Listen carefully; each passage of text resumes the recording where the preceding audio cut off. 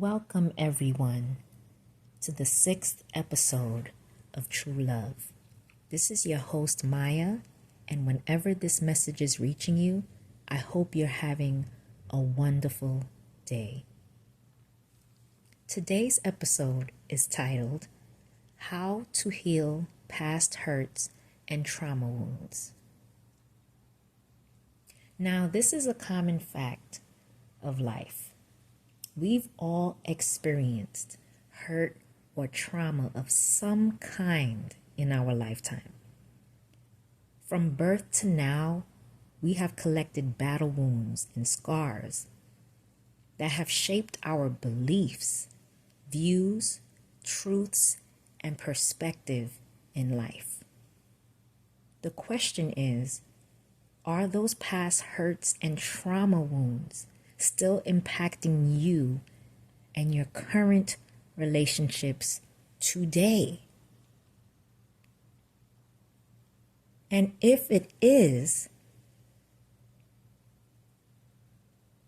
it impacting you in a positive way or a negative way?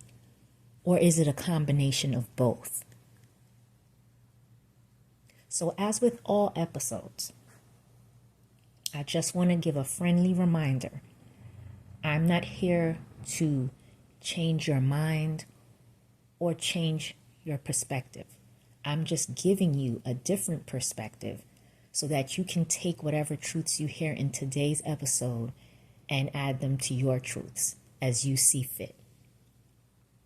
It is very important as we do this inner work and as we take on this love mindset that we are unlearning the things that we have just been taught all the way wrong on. Like we've just been taught all the way wrong on it. And making sure that you're replacing it with truthful and faith-based knowledge and wisdom that you can apply to your life so that you can become a better version of yourself. So I want to start by defining hurt and trauma, because I do find this quite often in society and with people that we use words and we really don't know the true definition of the words that we're using. And words are important because words can speak life or death into your reality. So it's very important that it's very important that we emphasize the need to use the proper words when we're expressing ourselves, when we're talking with loved ones, friends, family, co-workers, wherever. Every time we're interacting with someone, we need to make sure that we are being thoughtful and really being choosy about the words that we're using in the conversation. So let's start with the word hurt. Past hurts are something they're sometimes hard to get over. There are certain hurts that, like, it hurts you a little bit and you can let it go just like that. But then there's some hurts that just stick with you and you don't even realize it subconsciously that it's sticking with you. So let's define what hurt is or what it means. Hurt is an emotional suffering caused by someone being unkind to you or the feeling that you have been treated unfairly. So this could be someone just saying mean things to you, and it could be someone who just doesn't treat you fair. Like they may give you a harder time than someone else and give them an easier time. They could say kind words to someone else, but to you, they're saying harsh words or negative words. So now that we know what hurt is, it is an emotional suffering. It is a feeling that is caused by the things that people say to you and the things that people do to you. And I'm not going to give any specific examples of hurt per se, but I'll give like a basic one, that you might hear once or, once in your lifetime. Someone calls you ugly, or someone calls you dumb or stupid, or they say things like, what's wrong with you, when you make a mistake. So these are certain things that can cause hurt. And the first group I'm thinking about when I'm thinking about these things, because this happens usually around your childhood, when you hear things like this. You hear it from classmates or other children on the playground, or, you could hear this from even parents when you make mistakes and stuff like this. So we have to be mindful about how we're talking to everyone, children, babies, and all, adults and all. Okay, so that's the definition of hurt. And it's hard for you to really say what would hurt somebody, like, if you're basing it on your expectations of what should be hurtful. That's going to mean something different to everybody. So when you're engaging with people, you need to make sure that you're aware of talking with them and speaking to them in a manner of respect and a manner of speaking to them in a manner of respect and not being offensive and trying not to be hurtful. Okay? So now that we know what hurt means, we know that from a love mindset, love calls us to be kind, and it causes us to love others as we love ourselves. So really and truly, if you're adapting the love mindset, you shouldn't be hurting anyone, because you shouldn't be saying unkind or doing unkind things or treating someone unfairly. Now, sometimes people are raw in their emotions and they will hurt people by saying hurtful things. I always say you got to take some things with a grain of salt when you're arguing with someone, because sometimes they just say things because they're upset and they're emotional.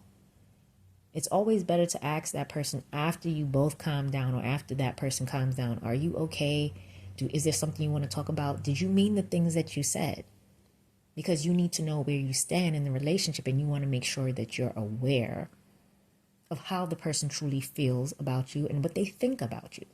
So, but I always say, if it's a very emotional situation, you can't take a lot of what you hear or what is said to heart or personal, because a hurt person is not in their right mind. And I really want people to recognize that. So it's our job to make sure that we try to, avoid continuing the confrontation and try to de-escalate the situation whenever someone you can see that they're hurting. So let's move on to what trauma is. Trauma is defined as a deeply distressing or disturbing experience that leaves you feeling unsafe or helpless. So when comparing hurt and trauma, hurt is the lesser of the two. Trauma is more severe. Like, trauma cuts way deeper than hurt. Because, someone could be hurt about something and they may get over it. But if it's a deep hurt, it may linger for a while until they're ready to let go of that past hurt. Sometimes we linger on emotions, and we should not do that. Emotions are meant to be felt. You're meant to understand why something is happening. You're meant to think about what is making you feel that way. You're supposed to always go back to the root cause of what's causing that feeling or emotion. Trauma is kind of one of those things that it's on a whole other level. So it's something that most of the time is out of your control. I'm not going to go into too many examples because I don't want to trigger anyone who's listening who may have gone through traumatic experiences. But one common traumatic experience that each person experiences in their lifetime is when a loved one passes away, okay, and they go to be with the Father. Death is one of those experiences that it can be deeply distressing and disturbing. It could be deeply distressing and disturbing to you if you had a very close relationship with this person. So the closer the relationship, the more traumatic them being gone can be. And it's something that I don't know when everyone specifically in their lifetime comes across death, but usually the first experience is sometime before you're 18. You'll hear that a family member, a friend, someone you know may have passed on. And the first time that you experience someone you know passing, it's going to be the most traumatic out of all the occasions that you're going to have, because you've never dealt with that before. And a lot of the time, if you're a younger child, you don't understand why they're not here anymore, or where did they go, or what happened. So most of the times, adults have to explain what has happened to you so that you can come to terms with it. And you might not fully wrap your head around what happened, but the more that they talk about it, the more that they explain, what happens when somebody dies, it's always going to be based on your faith and based on your belief system. So as a believer of Christ, we believe that you will ascend to heaven and you will be with the Father. So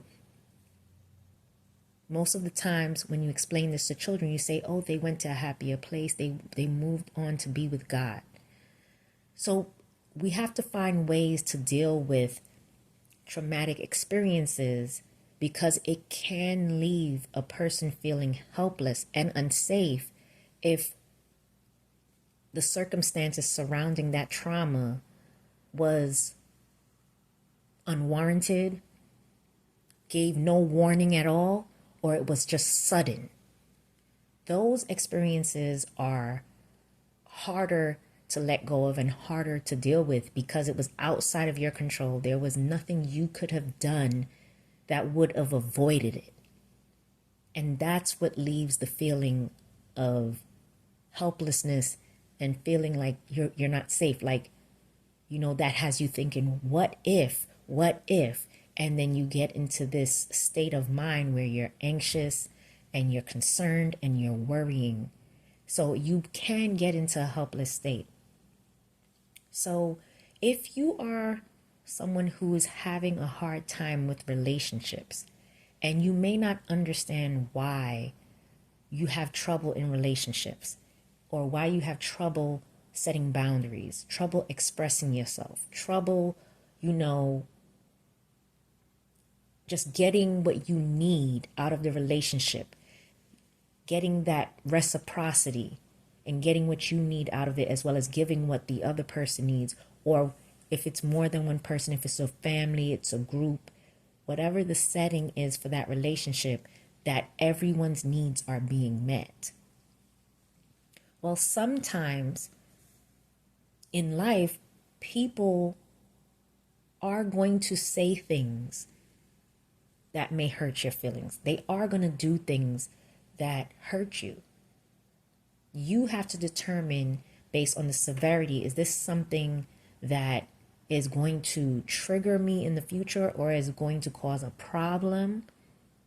And if so, you need to figure out what you can do about preventing it in the future. But what I have noticed is, whether it's a past hurt or a trauma wound, it's like a battle. It's a battle wound. It's like a battle, because sometimes you don't even know that you have been affected or impacted by these hurtful things and by these traumatic events, that you don't realize it trickles in to your current relationships. It's affected past relationships, and it affects future relationships because you haven't dealt with the past hurt or the past trauma wound that was left by previous relationships. And a lot of these past hurts and trauma wounds develop between childhood to adulthood. And these, like I said earlier in this episode, this is what sets the trend for your belief system, your views, your perspectives, your truths. And so when you say to yourself, why is it that I'm having a hard time making a connection? Why am I having a hard time, just being happy, being in this moment, appreciating the relationships that I have, being thankful, being grateful, and approaching things from that love mindset? It could be because you have not let go of past hurts and trauma wounds. So let's get into how to heal those past hurts and trauma wounds. And what I'm going to do is I'm going to give you steps, and I'm going to back them with biblical scriptures and principles and truths. So number one, you want to go back to your source of faith. What does your faith say you should do about past hurts and trauma wounds? What should you do when people offend you or hurt you or trespass against you? And you can do this through prayer, meditation, prayer, time, and meditation on the word. And this is really important because you need to go back to the source of your belief system, your faith, to deal with this, so you're not dealing with this in an emotional state. So you don't want to attempt this while you're, say, going through the hurtful event or the trauma. You want to these are the steps really to get over the past hurt or trauma. And if you follow these steps, it can also prevent future hurts and trauma. It will limit your exposure because you will start to see similar signs and similar warnings or red flags that will let you know I should not proceed any further in this relationship because it may end up with me getting battle wounds. Now, I'm not saying the moment something gets difficult, you throw the towel in. No, because with the love mindset, we're supposed to cover all wrongs. So you have to tread carefully and make sure that you're not in this mode of, as soon as somebody does something, case by case basis, and always go back to your source of faith. And again, don't make decisions when you're emotional, because usually you make the wrong one. You want to be cognitive about everything that you're saying and doing in your relationships. So I want to go to James 5:13. So James 5:13 NIV reads, "Is anyone among you in trouble? Let them pray. Is anyone happy? Let them sing songs of praise." So prayer is a way for you to call on the Most High and seek guidance. A way for you to go to the source of your faith and say, I need help with healing. I realize that the methods I'm doing on my own is not enough. I need that kind of healing that only you can bring. And there are steps that you are going to have to take to do that. But the first thing is to seek God in prayer first. When this happens, don't try to tackle this on your own. And when you're in trouble or you're feeling hurt or traumatized, seek Him and let Him begin that healing process with you, and he'll guide you to the right people, the right scriptures, the right everything. He's going to help you with that healing. So going back to your source of faith to figure out what your source of faith says about how to heal yourself is very important. I even want to go a little bit further in that scripture. Because if we go down to the next verse, which is 14, it says, "Is anyone among you sick? Let them call the elders of the church to pray over them and anoint them with oil in the name of the Lord. And the prayer offered in faith will make the sick person well. The Lord will raise them up. If they have sinned, they will be forgiven." I went down to 15. So the prayer of faith is what that section is titled as. Prayer and faith go together.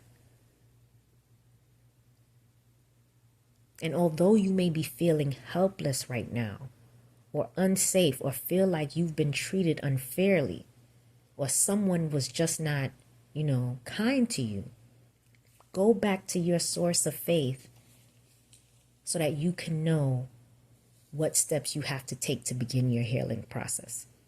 The second thing that you want to do to heal past hurts and trauma wounds is let go and let God. Give your concerns and your worries and your anxieties to the Lord and let Him begin the healing process. So this is connected to step 1, because when you go back and seek Him to figure out how you can begin to heal yourself, you're going to find that the healing begins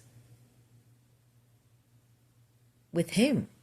If you want that true healing and you truly want to be delivered from that hurt and that trauma, you have to seek Him.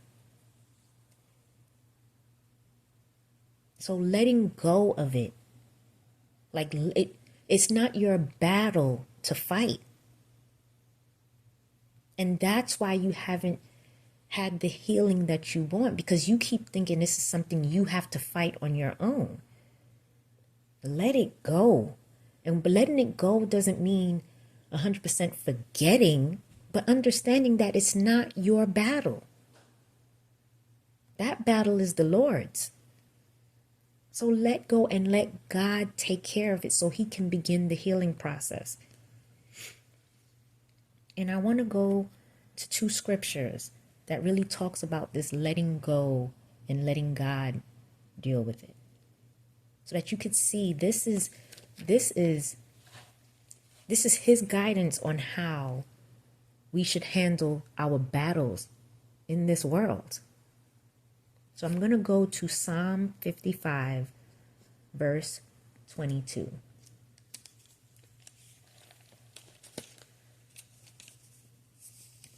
And Psalm 55, verse 22, NIV reads, "Cast your cares on the Lord, and He will sustain you.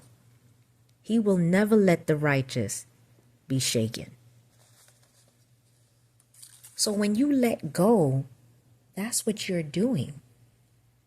You're giving your cares, your concerns, your worries, and everything related to that that hurtful and traumatic event or situation, and you're giving it to Him.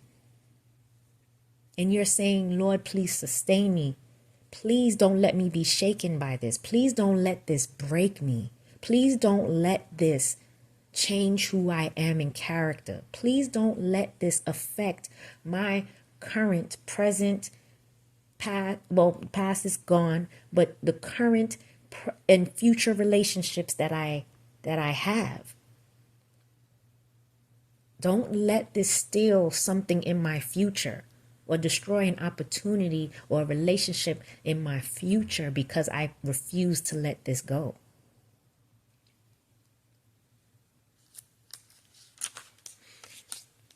The next scripture I want to go to is Psalm 34, 18 through 19. And this really just brings it home. This really lets you know that when you feel down and out, you just got to hear this scripture. Psalm 34, verses 18 through 19. NIV reads, "The Lord is close to the brokenhearted and saves those who are crushed in spirit. The righteous person may have many troubles, but the Lord delivers him from them all." Not some, from them all. From them all. So stop trying to fight these battles when the Lord has already told you He will deliver you from them all. So that is to say that all of your battles, He will deliver you. There's nothing for you to worry about. Yes, you may be feeling some type of way right now. Yes, you may be validated in feeling the way that you feel. But He is closer to you now more than ever because He is near. He is close to the brokenhearted. He has not forsaken you. He has not forgotten about you. And He saw what happened. He saw what happened. He saw what you went through. No, despite what people may tell you, you're not crazy. But you got to let go and let God fight that battle. He's waiting for you to let it go so He can right that wrong. So that He can deliver you from that battle. And not just that battle, from all of the battles, from all the battles that you will face and go through.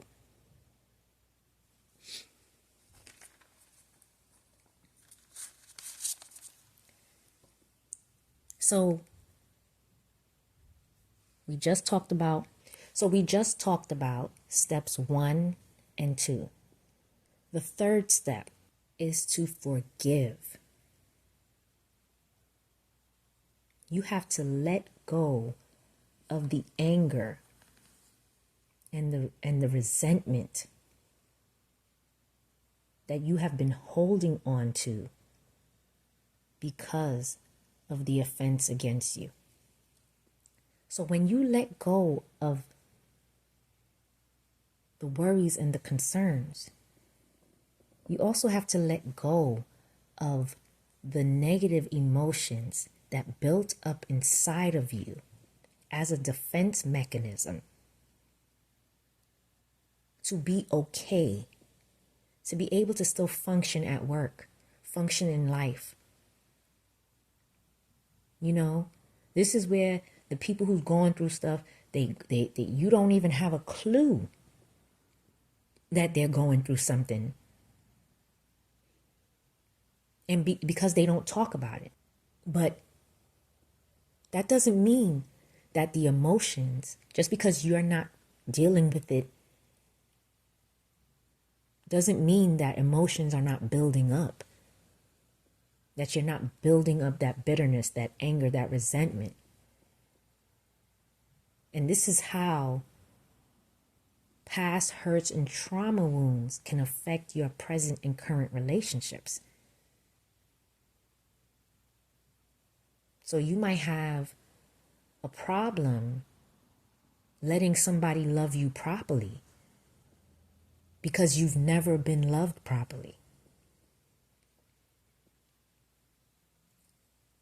And it's because of all that anger and hurt and trauma that's sitting inside of you that you never dealt with. So when you get someone who's good, you might mess up the relationship because you're thinking it's too good to be true. You're waiting for the other shoe to drop.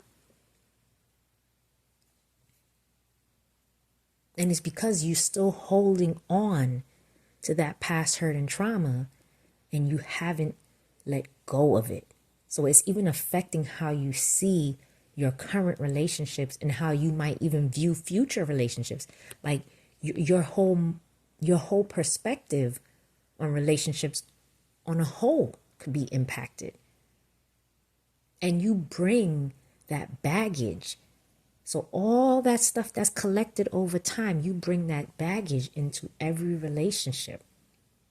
So if the last relationship caused you to have trust issues, you're going to have trust issues in this relationship. If the last relationship caused you to feel low about yourself, you're going to have low self-esteem in this relationship. You don't realize that until you deal with what you experienced, until you let it go and let God and forgive the offender, which is hard because by not forgiving them, you're holding on to it still.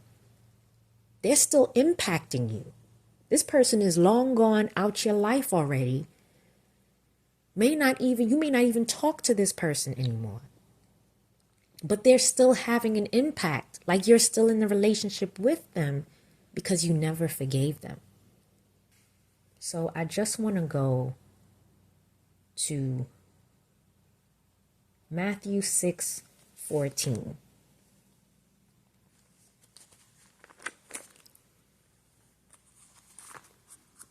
And we're going to read verses 14 and 15. So that's Matthew 6:14 through 15. NIV reads, "For if you forgive other people when they sin against you, your heavenly Father will also forgive you. But if you do not forgive others their sins, your Father will not forgive your sins." I have said repeatedly that we're all working on ourselves. There's no one walking this planet that is perfect.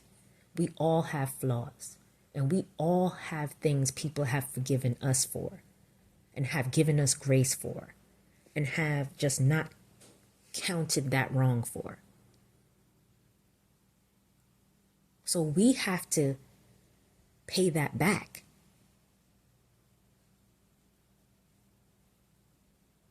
We have to say, it's our turn to forgive.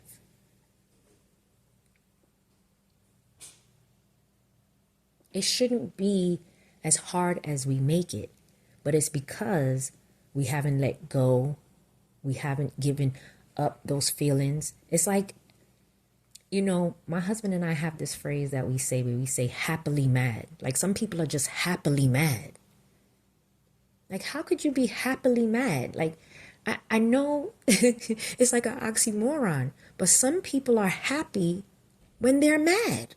It's like if they're calm, cool, and collected, they're not happy. They're sour about that. Like they're just literally happily mad. That's what it's like when you don't forgive somebody. You turn into one of those happily mad people that you don't know what it's like to be without hurt and trauma. You don't know what it's like to be calm, cool, and collected. You only know drama, which rhymes with trauma. You only know drama. So if you're not experiencing drama, you don't feel like you're your normal self. You have to let go of all of that and forgive the offender. And forgiveness doesn't mean 100% that you're going to waltz right back into this person and allow them to offend you again. That's not what forgiveness means. Forgiveness means that you are forgiving the person. You're not counting what they did and you forgive them. But it doesn't mean you don't make adjustments. It doesn't mean that you have to accept their behavior because you forgive them. It doesn't mean you agree with their behavior because you forgive them. It just means that you're letting go of the anger and the resentment and the bitterness and all the negative energies this person has stirred up inside of you because of their offense, because of their trespass. And I just want to bring this home, how important forgiveness is in the love mindset. How important it is. So we're going to go further into Matthew 18, verses 21 to 22. And this section is titled The Parable of the Unmerciful Servant. So Matthew 18, verses 21 through 22, NIV reads, Then Peter came to Jesus and asked, Lord, how many times shall I forgive my brother or sister who sins against me? Up to 7 times? Jesus answered, I tell you, not 7 times, but 77 times. So that's not to be taken literal. So I know all you mathematicians out there saying, okay, 77 times. Up to 7 times? No, I'm telling you 77 times. Well, he times it by 11. So, well, maybe you're supposed to forgive 11 times. I don't think that's what Jesus is saying here. I think Jesus is saying, kind of which ties back in to Matthew 6:14 that we just read, that forgiveness, you're supposed to forgive as many times as needed. I know that's a tough pill to swallow. But if you were to think about how many times you have been forgiven, then you realize, man, I've been forgiven a good amount of times for certain things. And when we say forgiven, it may not have been something traumatic or hurtful that you did to somebody, but it still wasn't a pleasant experience. It still wasn't they still didn't have a pleasant experience, and they felt that you sinned or trespassed or offended them. It may not have been your intention, but it still did that to them. They still felt that way. They forgave you for that. And I'm not saying that some of this stuff is easy. Some of this stuff is not easy. Like, in other words, I know the steps I'm giving you may take time, but I am telling you, you won't get past that hurt and that trauma wound without doing these steps.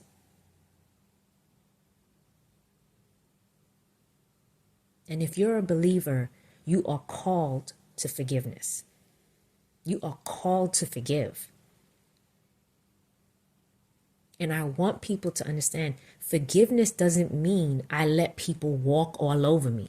It doesn't mean I agree with how you offended me. Forgiveness is simply you covering them with grace. It's you keeping yourself pure of heart. It's you examining yourself and saying, I've been forgiven, so I'm going to forgive. It's you realizing this is bigger than you. This is you realizing that this is a gift of service. You are doing a service to someone when you forgive them, because you don't know where they are on their walk, on their journey in life. And your forgiveness may actually be the thing that sets them straight. Especially when they know they don't deserve it. And after you forgive, you want to make sure you set boundaries. Because setting boundaries is exactly how you guard your heart and protect your peace. Because you see, these hurtful and traumatic events, they're after your peace. They're after your heart, trying to change you out of that love mindset, trying to get you to act in that negative mindset. And when we do that, we're out of character and we're out of order. So you want to make sure that you set your boundaries. And if you haven't listened to the previous podcast episodes, I suggest that you do, because they're all connected. And I would have these episodes too long if I went in on everything and I kept reviewing everything. So I would just suggest you could go back to episode 5 where I talked about guarding your heart and protecting your peace. And you can go back further where I talked about boundaries. Just go back and review the episodes, and that will be very helpful to you to understand this episode. But setting boundaries is part of how you heal past hurts and trauma.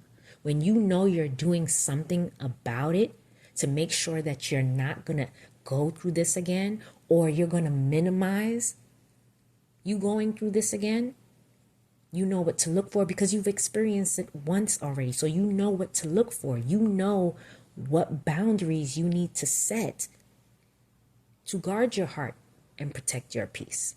And that's what you're going to do. So that's step number 4.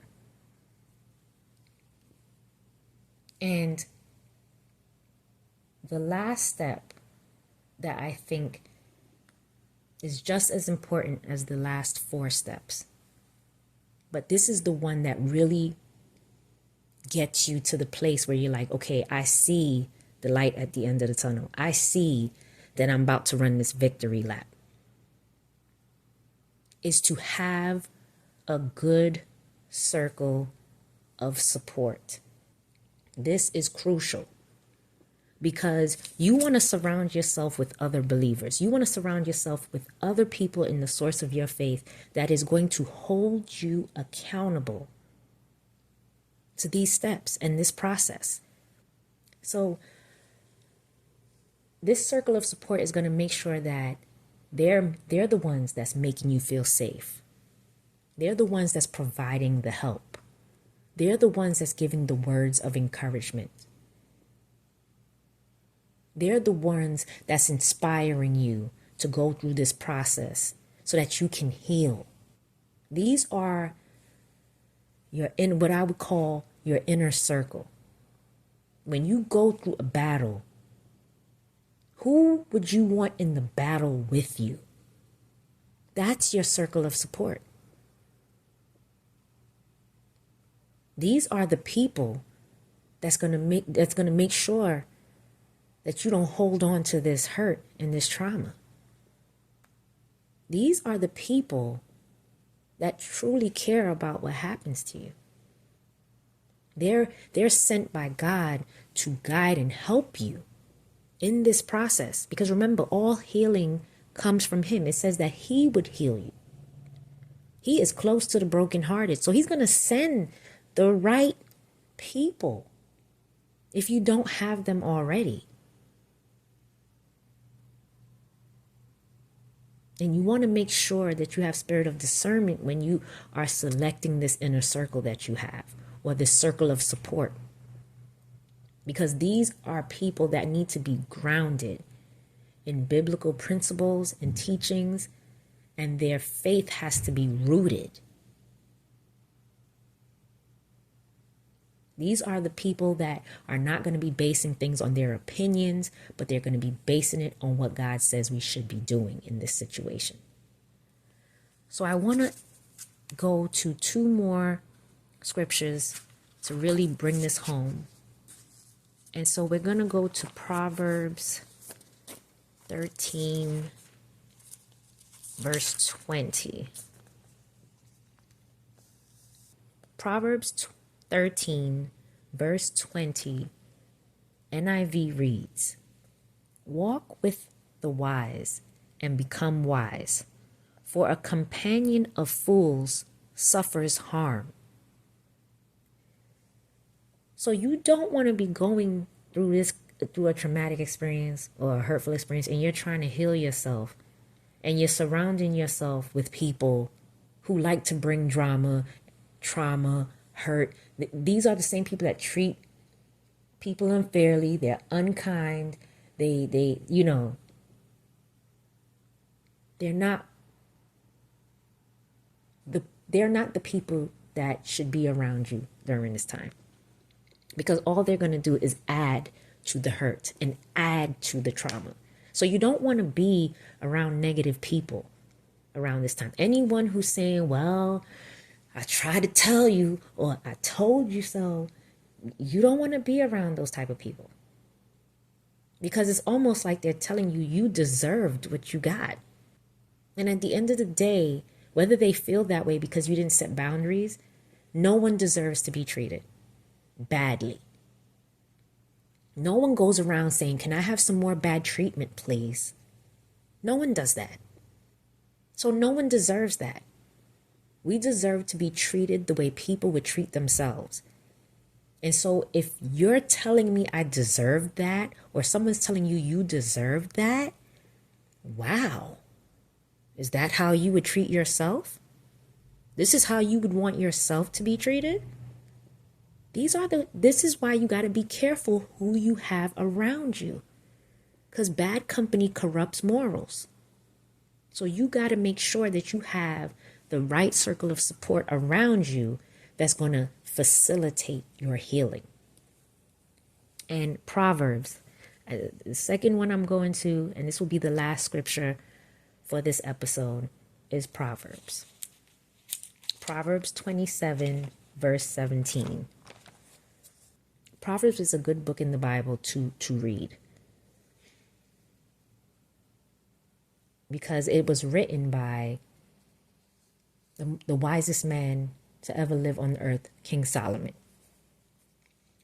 So whenever in doubt, if you're trying to gain knowledge and wisdom, Proverbs is the book that you got to go to. So Proverbs 27, verse 17. NIV reads, as iron sharpens iron, so one person sharpens another. So who you're around is who's sharpening you. That's who's affecting you, who's molding you. So you want to surround yourself with a good circle of support that is going to sharpen you in a positive direction, in a love mindset direction. And this is the last and final step to heal past hurts and trauma wounds. So just to review, and then we're going to close this out. These are the steps to heal past hurts and trauma wounds. 1, go back to your source of faith through prayer and meditation on the word. 2, let go and let God. Give your concerns and your worries and all your anxieties to the Most High, and let Him begin the healing process with you.